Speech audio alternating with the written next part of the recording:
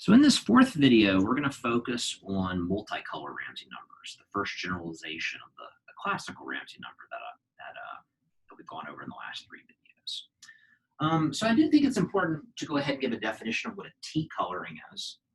So anytime I talk about a T-coloring of the edges of a graph G, or just a T-coloring of G itself, I'm referring to an edge coloring. And you can really think about that as just being a function that goes from the edge set into a set 1 up to T. So here you can think of the numbers 1 to T as representing your different colors. So if T were, say, 3, then maybe you'd use red, blue, and green as your 3 different colors. So we're just using numbers. That way we have an arbitrary number of colors that we're considering. And then here's the more general multicolor definition of what a Ramsey number is. We'll define the Ramsey number R of K1 up to KT. So again, these are just numbers that are being plugged in as our arguments.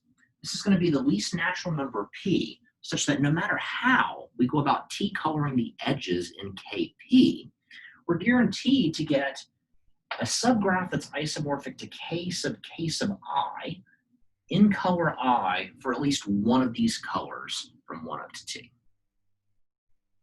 Now, you might wonder at first, is it clear that these Ramsey numbers even exist in general? We've already given a proof using Greenwood and Gleason's theorem that the two-color Ramsey numbers already exist. Well, in fact, it's not a hard stretch to show this for the multicolor version. And what you do is if you're looking at a Ramsey number with T colors, go ahead and think of the first 2 colors as being the same. So, you know, if my first 2 colors are red and blue, I might think of that as being the color purple, and I'm coloring all edges that are red and blue purple now. Well, if this number is equal to n, then here is a T-1 color Ramsey number where I've got that purple as the first one. And if I know that that one exists, this now forms an upper bound for this. Because what I basically do is I argue, well, I'm going to have either purple KN or one of these other colors in my complete graphs. And if I'm in the case where there's the purple KN, well, that is really all red and blue, and I'm guaranteed, because that Ramsey number's in, to either have the red K1 or the blue K2. So in this way, you can basically get an upper bound for 3-color Ramsey numbers using the 2-color ones. You get an upper bound for 4-color using the 3-color, and so on. So they're all going to end up existing. And so with the remainder of this video, I'm going to focus specifically on the Ramsey number R of 333. And this is actually the only multicolor classical Ramsey number that we know the exact value of at this current time. But this is also due to Greenwood and Gleason. This goes back to 1955 when they proved this result. So their paper was pretty foundational. I mean, they really went through every possible small Ramsey number that they were able to prove at that time. But before we jump into that, I do have to go over a little bit of background in algebra. I'm not going to assume that anyone watching this video has a huge background in abstract algebra, but I feel like I need to introduce a little bit of it just to make sense of the lower bound for this number.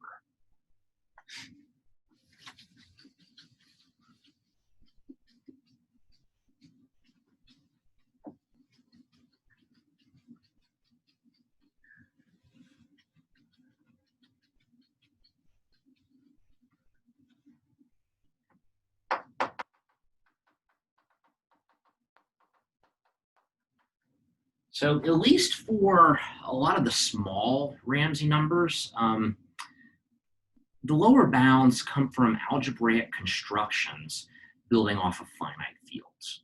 Now, whenever I talk about a finite field, I usually denote this as an F, an extra vertical bar in it. There's a couple of things that are well known about finite fields. Now, a finite field is a finite collection of numbers, elements, that you have an operation of addition and multiplication, and pretty much all the nice properties that you would want to hold relative to those operations takes place.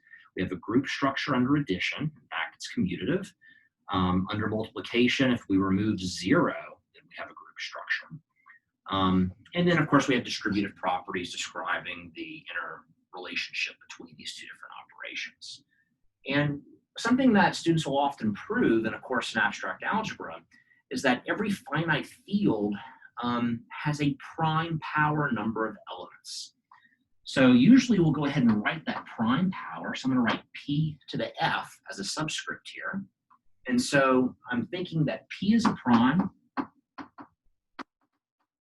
and F is just some power that it's being raised to.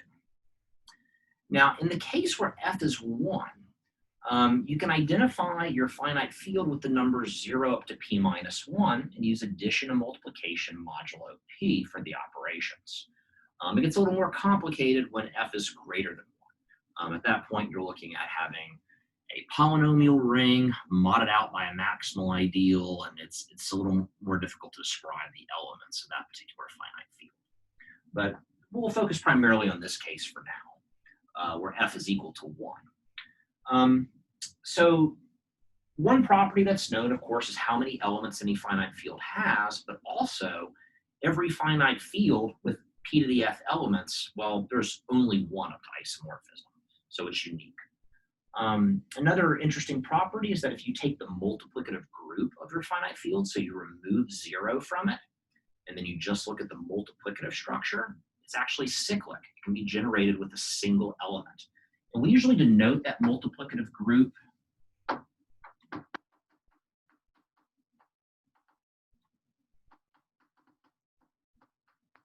as F, P to the F, and we put a little cross here just indicating multiplication.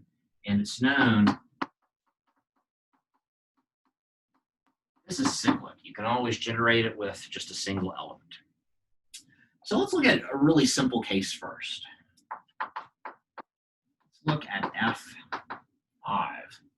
And because 5 itself is a prime, so this is the case where F is 1, I can identify this with the elements 0, 1, 2, 3, and 4. And I can think of addition and multiplication modulo 5 as my operations.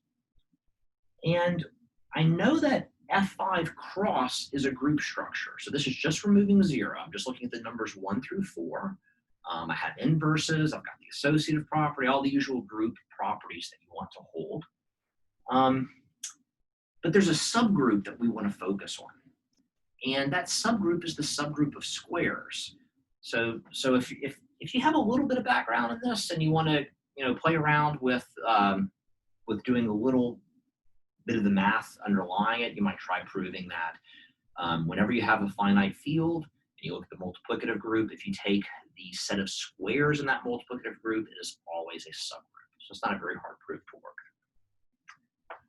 But let's look at what the squares are in this case. So I'm going to take 1 and I'm going to square it. Of course, I get 1, 5. I can take 2 and square it, and I get 4 mod 5. Let's take 3 and square it. This time we get 9, which reduced mod 5 is 4. So I get 4 again. And now let's take 4 and square it. And this time we get 16, which mod 5 is 1. And one of the things to notice, what I've now shown, is that 1 and 4 are my squares. And there's kind of a deviation here. I get 1, 4, and then 4, 1. And in fact, if I had chosen any prime number, it would work in much the same way. I'd have halfway through the list all distinct values, then I would flip them over for the bottom half of the list. And the reason for that is that anytime you have x or negative x, if you square them, you get the same result. So, here 4 is the same as negative 1. 3 is the same as negative 2. So we always have this symmetry to this picture. And then if you were to take anything up through halfway through the list, you can actually prove that you always get distinct values back. So we always end up with the subgroup of squares having half the order of the multiplicative group itself.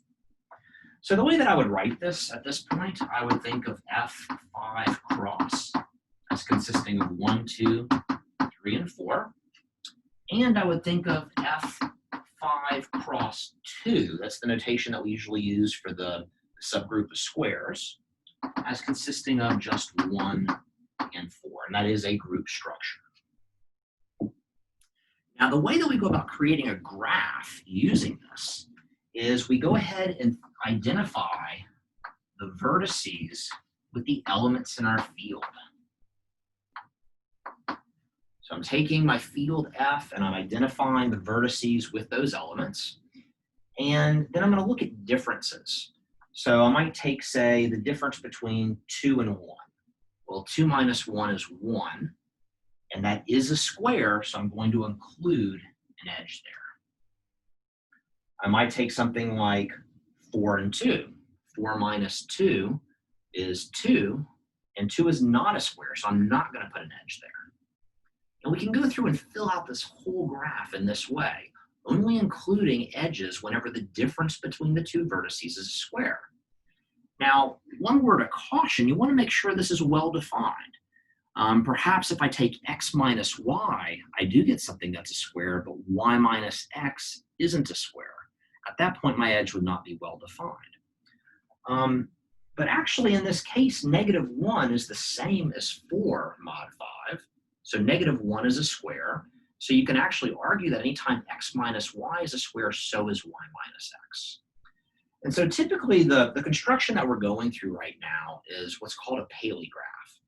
And whenever you see the definition of a Paley graph, they always start by assuming that your prime is 1 mod 4 for this very reason. We want our edges to be well defined, and in order for that to happen, negative 1 has to be a square. And so actually, I'll finish this graph up. Everything is connected to its neighbor because, well, it always differs by 1. Now, I could think of 4 minus 0 as being 4. I could think of 0 minus 4 as being negative 4, which is 1. So either way, I get one of my two elements in my group. So this is the Paley graph that we get. And this particular graph hopefully looks familiar. This goes back to our strangers and acquaintances problem. Back when we evaluated R of 3,3, this was exactly the graph that we used. And what's interesting about it is that it is self-complementary. Paley graphs are always going to be self-complementary. If you were to form a graph in the same way, but instead of using the squares as your generators, you use the elements that are not squares, you get a graph that's isomorphic to this one. And the way that you prove that is you actually take x and you map it to, so x is a vertex, you map it to x times y, where y is an element in FP cross minus FP cross 2. So something that's in the multiplicative group that's not a square. And the effect of this mapping is it creates an isomorphism from the graph to its complement. So we can do this with any prime number. And what's interesting is that there's a certain sparseness to these graphs, meaning that in general they avoid complete graphs. And in this case, this one avoids triangles, and this was the exact structure that we used to get our lower bound for R of 3,3.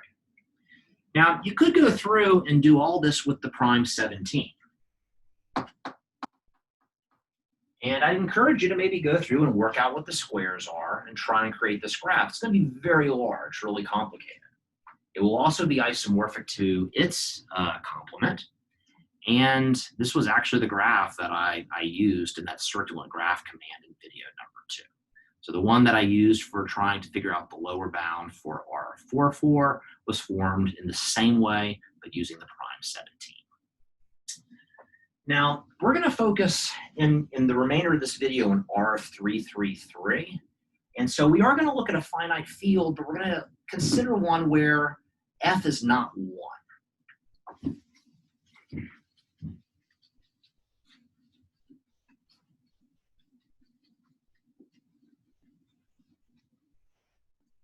So we're going to look at F16. So you can think of this as 2 to the 4th power. There exists a unique finite field with this many elements. Again, this is kind of difficult to draw. I can't really do this one by hand as easily. My elements are going to be formed by looking at a polynomial ring modded out by a certain maximal ideal, and then I'm basically looking at those cosets as my elements. But I'll go ahead and give you the graph. So I'm going to go ahead and share Mathematica, because there's a special name for this graph. It's often called the Greenwood and Gleason graph, because they used it to get the lower bound for R of 3,3,3. But more typically, it's called a Klepsch graph. So let me share Mathematica and give you an example of this. So here in this mathematical window, in the first command, I'm basically just constructing a Clebsch graph. That's one that's formed in this same way, where you take the differences. One thing I should mention is because we're working with F16, instead of looking at squares, we're now looking at third powers. And then anytime something is a third power, we're going to make that difference an edge. So when I run this one, here's the graph that I get. And of course, we're going to want to know what the clique number is for this graph. We want to know, what's the largest complete subgraph that's contained in it. And when I run find clique, I get that we do have a clique of 2, of order 2. So that means there's no triangles anywhere in this graph. So this is a good candidate for trying to avoid monochromatic triangles. Now coming back to this, so the idea is we're looking at our multiplicative group. We throw out 0 and look at just the multiplicative structure. And now we're going to raise everything to the third power, and this is going to form a subgroup of F16 cross. Whenever a difference is in that subgroup, that's going to form an edge in our graph with 16 vertices. And we know that this graph actually avoids monochromatic triangles. Well, because we're dividing this now into looking at third powers, we can look at things that are 1 more than a third power, or 2 more than a third power. And it turns out you can give a mathematical proof in much the same way that I argued that the Paley graph is isomorphic to its complement.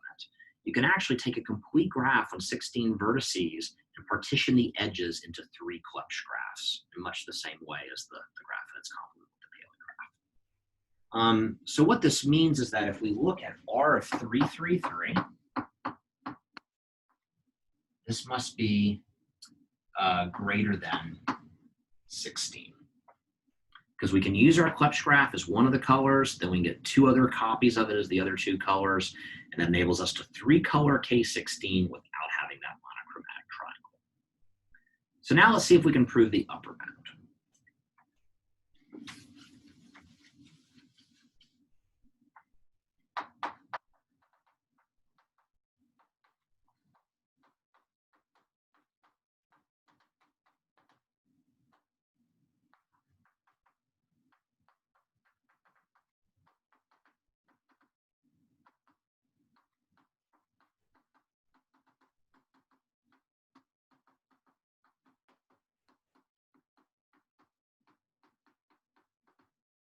So this time we have to consider a 3-coloring, say using red, blue, and green of K17.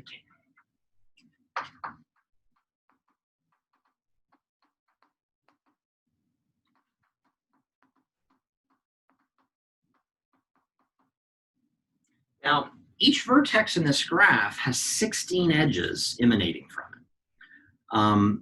If I apply the pigeonhole principle, then at least one of those colors we're going to have, we'll have to have at least 6 edges in one of those colors, at least one of those colors.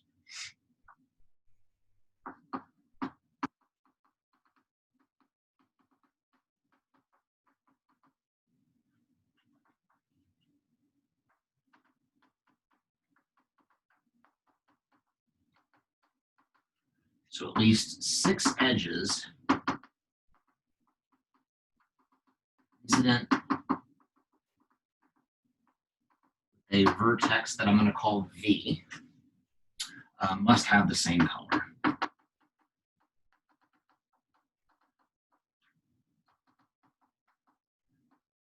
So without loss of generality, I'm going to assume that VA1 all the way up to VA6 are all red.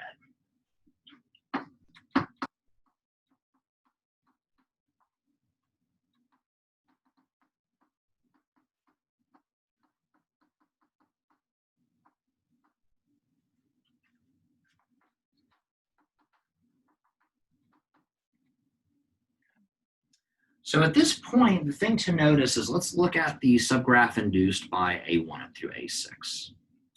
If any edge in there is red, then including V, we get our red triangle.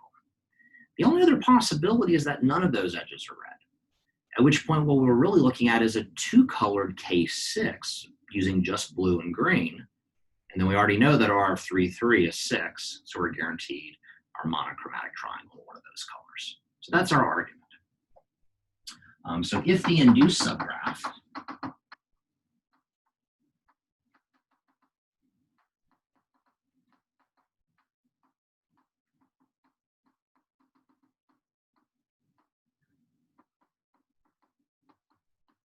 if this contains a red edge, it's basically a K2, then including V gives a red triangle.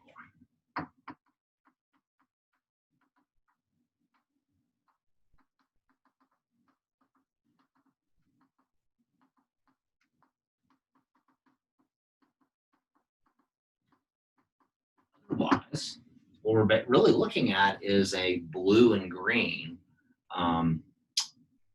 K6, or a two-colored K6.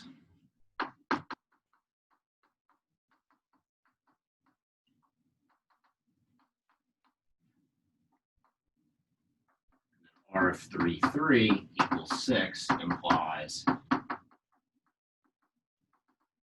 that it contains a monochromatic triangle.